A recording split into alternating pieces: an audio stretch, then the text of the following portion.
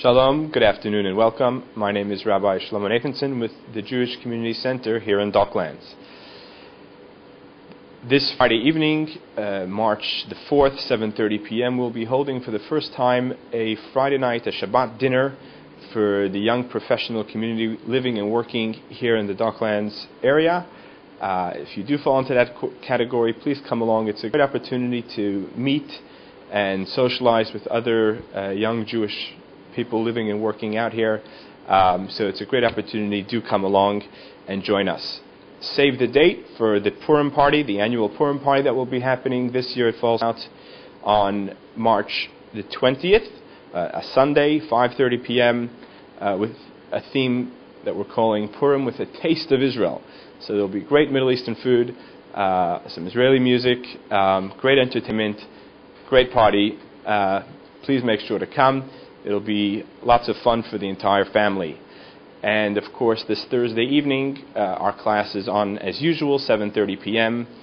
And just to touch upon, because this week we finish in the class the second of the 5 books of Moses, and the final chapters that has a title of Pekudei. That's the name of the portion that we read this week. An interesting lesson that we learn, and really the theme of the classes that have been throughout this book of Shemos, of Exodus, is the idea of taking those little anecdotes and interesting stories and extrapolating from them practical life lessons here in a modern society. And perhaps one of the ideas that we see this week is how Moses took in all of the donations that were coming, gold and silver, and he counted it all. He made a big accounting of all the input, everything that was being brought in, and evaluated it to understand its proper value.